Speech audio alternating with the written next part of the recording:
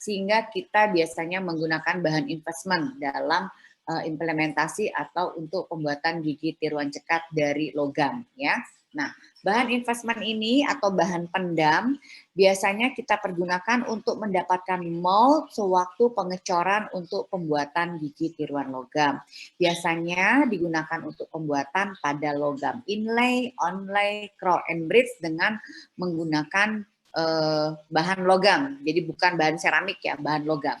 Terdapat 3 macam bahan investment atau bahan pendam, yaitu gypsum, bahan pendam fosfat, dan juga bahan investment etil fosfat. Sekarang bagaimana dengan komposisi bahan investment atau bahan pendam? Yang pertama terdiri dari bahan refraktori, ada bahan binder, dan ada bahan untuk patient care. Nah, yang pertama itu tentunya si refractory material itu dia tahan suhu panas tanpa terjadi dekomposisi, kemudian biasanya berupa silikon dioksid atau quartz, triaminids, dan juga kristobalit, dan biasanya ini hampir ada di semua bahan dental investment. Sementara binder itu membentuk massa padat yang lebih koheren, biasanya yang digunakan adalah kalsium sulfat hemihidrat, dan pada fosfat dan etil silikat biasanya material pengikatnya diperlukan apabila kita menaikkan suhunya yang lebih tinggi pada saat proses casting. Sementara patient care untuk memodifikasi dan memperbaiki sifat material bahan investment dapat kita tambahkan cairan NaCl, asam, kalsium sulfat, tembaga, pangan oksida. Sekarang bagaimana dengan klasifikasinya? Yang pertama adalah gypsum bonded investment. Gypsum bonded investment ini berbentuk gypsum alfa kalsium sulfat hemihidrat sebagai pengikat untuk penanaman model pada saat pengecoran dengan paduan logam dari emas dengan suhu leburnya di atas 1000 derajat Celcius. Kemudian pada fosfat bonded investment ini, pada gypsum bonded investment mengalami penyusutan bila suhunya terlalu tinggi karena terjadi proses dekomposisi dan pelepasan ion sulfur dioksida. Sulfur dioksida dapat mengotori tempat bekas kita mengecor dengan menggunakan bahan investment dengan adanya bahan sulfida, kemudian juga bahan gypsum bonded investment ini mengandung karbon, suhu maksimalnya 650 derajat Celcius, sulfur dioksidanya 200 derajat Celcius, bisa 400, bisa juga 700 derajat Celcius. Setting time-nya dapat diukur dengan cara yang sama seperti dental plaster. Kemudian waktu untuk pengecorannya tidak lebih dari 1/4 menit. Kemudian penanaman mahkotanya bisa dilakukan 9 sampai 18 menit. Pencampuran dan investasi pembentukan pola malam sebelum terjadi pengerasan dapat didiamkan dalam waktu yang cukup lama. Ini kalau kalian belum melakukan praktikumnya nanti nih semester ini kalian belum punya gambaran. Kalau sudah praktikum baru bisa ngebayangin seperti apa sih bahan investment itu, seperti apa sih pengecoran logam, seperti apa kita memasukkan model ke dalam casing ring, seperti apa itu model die gigi yang sekarang dibagikan, ditanam dalam suatu casing ring, dicor dengan bahan investment, kemudian dibuat pola malamnya, kemudian dipanaskan dalam suhu yang tinggi melalui proses casting, kemudian logam cairan yang mencair masuk ke dalam mold space di mana wax-nya tadi sudah menghilang dan akan diisi oleh logam cair, kemudian pada saat proses pengerasan dan pendinginannya, logamnya akan mengeras, membentuk suatu pola tertentu seperti crown ataupun juga bridge, kemudian setelah selesai dikeluarkan dari casing ring dengan menghancurkan bahan investmentnya, lalu logam tersebut akan dihaluskan dan juga dipoles sehingga didapatlah gigi tiruan logam yang seperti kita inginkan. Itu nanti ada proses praktikumnya. Jadi kalau sekarang nih kuliahnya diterima dulu karena memang kalau belum praktikum kalian tidak bisa membayangkan seperti apa proses pembuatannya. Jadi diterima dulu saja. Jadi setelah tadi kita berbicara mengenai gypsum bonded, yang kedua adalah fosfat bonded investment. Jadi di sini dia memiliki titik lele yang lebih tinggi dibandingkan dengan tadi bahan gypsum bonded investment. Kalau gypsum bonded investment itu lebih dari 1000 derajat Celcius, kalau fosfat bonded investment lebih dari 1300 derajat Celcius.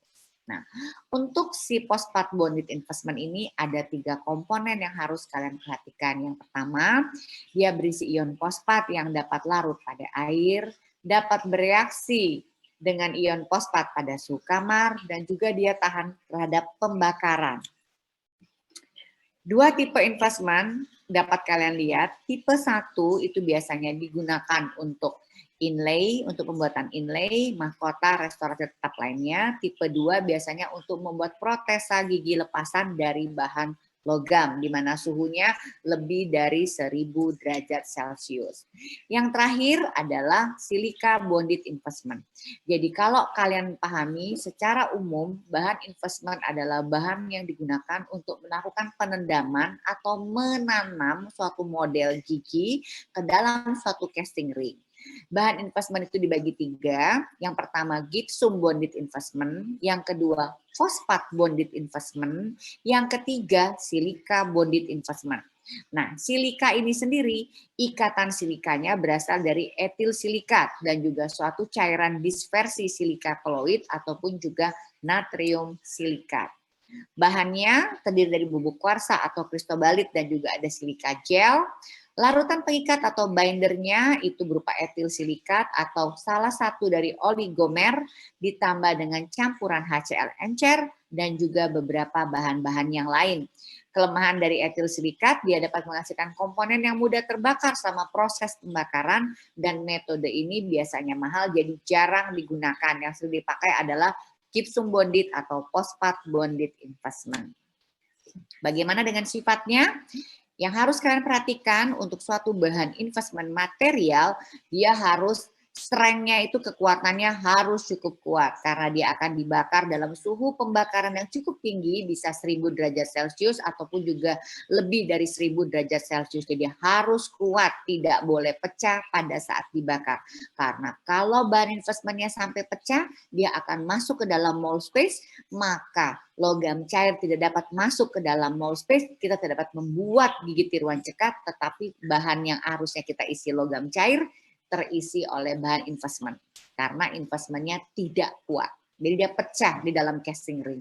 Jadi harus kita perhatikan pemilihan bahan investment yang tepat, bahan casting ring yang tepat untuk mencegah pecahnya bahan casting dan pecahnya bahan investment pada saat proses pembakaran dengan menggunakan alat casting ring dan menggunakan yang namanya centrifugal casting machine, di mana casting ring yang dibagi-bagi sekarang ini ditaruh dalam suatu alat yang namanya centrifugal casting machine, lalu itu akan diputar suhunya di atas 1000 derajat Celcius. Jadi tidak boleh pecah si bahan investment ini. Kalau pecah, logamnya nggak bisa masuk, nggak bisa terbentuk dengan baik, yang ada terisi dengan bahan investment yang pecah, berarti kita gagal membuat gigi tiruan dari logam. Ini tidak boleh terjadi.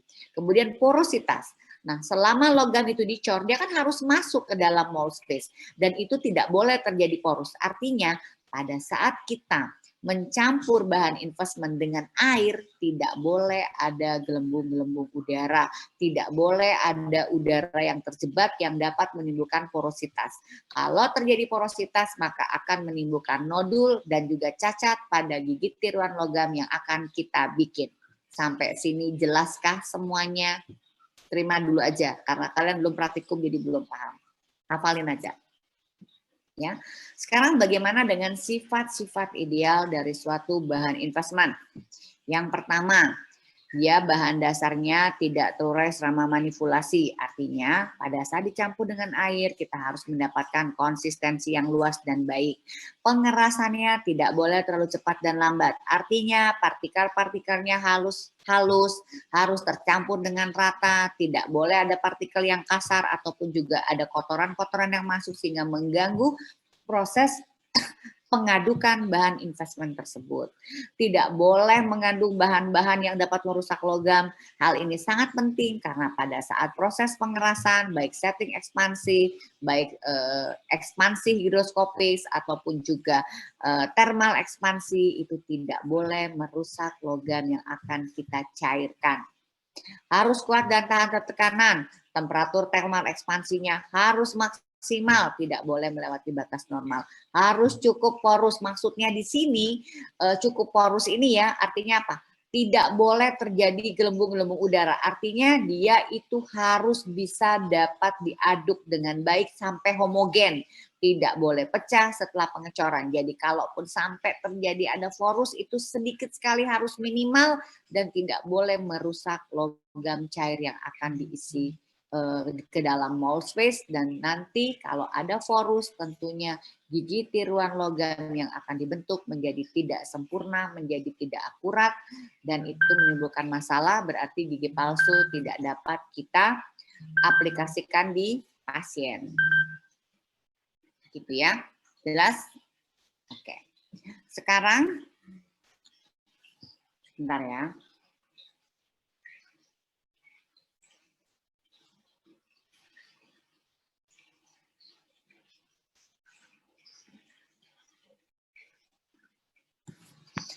Sekarang bagaimana pengaplikasian dari dental investment? Kita lihat untuk gipsum investment.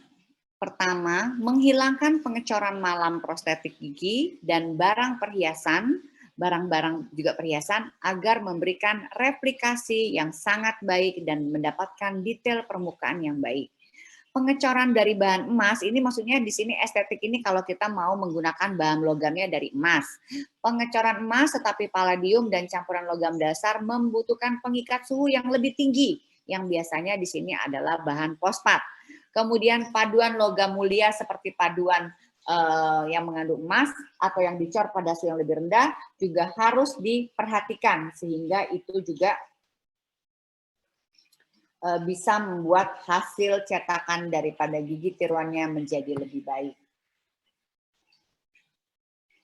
Bentar ya.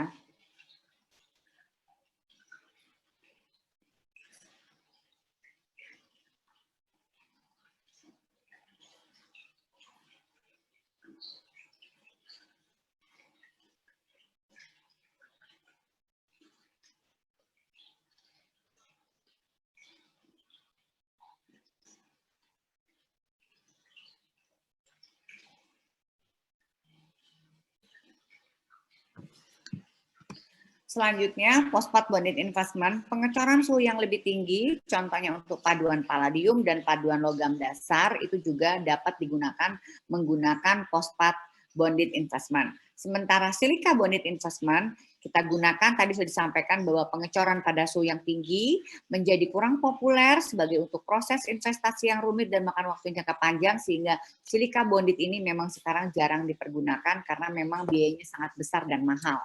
Ya.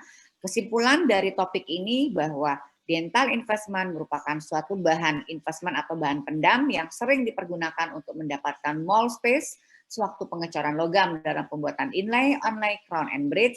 Dental investment atau bahan pendam itu dibagi menjadi 3, gypsum bonded, fosfat bonded, dan silika bonded. Gypsum dan fosfat bonded yang paling sering dipergunakan, silika bonded jarang dipergunakan karena biayanya sangat mahal. Kemudian komposisi bahan investment itu terdiri dari refractory material, kemudian dia ada bahan binder, kemudian juga ada bahan untuk fashion care, itu harus kalian perhatikan tadi ya.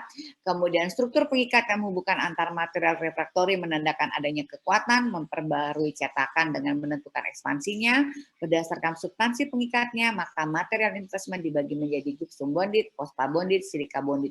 Sifat-sifatnya yang harus kalian perhatikan, terutama strength dan porositas untuk mendapatkan keberhasilan pembuatan gigi tiruan logam dengan hasil yang baik tanpa adanya nodul dan juga tanpa adanya cacat. Itu yang dapat saya sampaikan. Mudah-mudahan semuanya jelas. Oke. Apakah ada yang mau ditanyakan? Dok, izin bertanya. Ya. Tadi itu yang slide 15 itu kan ada yang nggak salah itu yang emas, yang dengan pencampuran emas itu sama dengan palladium, itu maksudnya emasnya dicampur palladium atau apa ya? Bukan, jadi begini, Kalau kalian ingat pelajaran Dr. Irsan mengenai logam, logam itu kan macam-macam. Ada yang noble dan juga non-noble. Noble itu kan disukai emas. Nah, non-noble itu kan macam-macam. Ada rock, dental alloy, kemudian juga ada logam yang ada palladium, ada titanium, ada campuran segala macam krom, kobal gitu ya. Nah, di sini kalau seandainya bahan investment ini kita bisa pergunakan untuk berbagai macam logam. Kita mau pakai logam apa untuk pembuatan gigi tiruannya? Intinya, apapun logam yang dipakai, bahan investment untuk pemendamnya pilihannya cuma 3, gipsum, fosfat, atau silika. Tapi karena silika mahal dan prosedur pelaksanaannya juga jauh lebih sulit, itu jarang dipergunakan, kita pakai gipsum atau pakai yang fosfat bonded.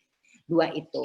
Tapi biasanya kalau gipsum bonded kita pakai untuk inlay, onlay, jacket crown, braids. Nah, kalau si fosfat untuk plat gigi tiruan dari logam. Kalau kemarin kita belajar resin akrilik, plat gigi tiruan itu dari resin akrilik, ini gigi tiruannya dari logam. Dan itu akan kalian pelajari pada saat kalian nanti mengambil spesialis prosto, baru belajar bagaimana membuat gigi tiruan basis dari logam itu pada saat nanti kalau kalian ngambil spesialis prosto. Jadi apapun bahan logamnya, intinya si bahan investment ini tadi ada wax yang akan ditaruh di situ, kemudian waxnya akan mencair, terbentuklah mold space. Mold space itu akan diisi oleh logam cair. Nah, logam cairnya apa yang mau dipakai? Kalau kalian mau bikin dari logam mulia emas, silakan. Mau bikin dari logam campuran, silakan. Tergantung mau pakai bahannya apa, gitu. Tergantung jenis logamnya. Tetapi bahan investmentnya ya 3 tadi itu yang dipergunakan. Apapun logam yang dipergunakan untuk pembuatan gigi tiruannya, bahan investment, bahan pendamnya ya 3 itu. Oke? Ada yang mau ditanyakan Baik, lagi? terima kasih. Ya. Ada yang mau ditanyakan lagi? Nadia, absen lagi yang terakhir. Baik, Dok. Ganti gaya, ganti gaya. Biar pada cakep. Untuk slide pertama, untuk slide kedua,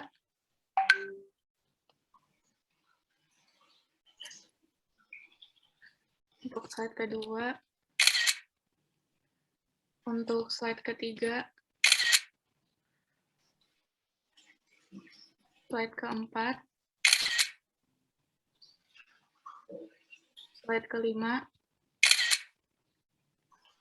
slide ke-6. Oke, sudah, Dok.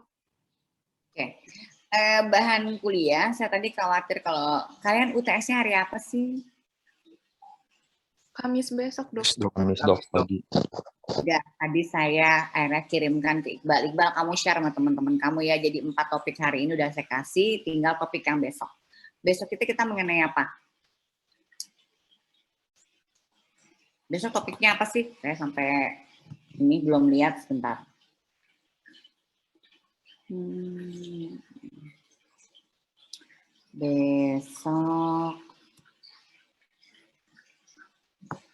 Besok Rabu itu pokoknya pagi Dokter Irsan, saya siang.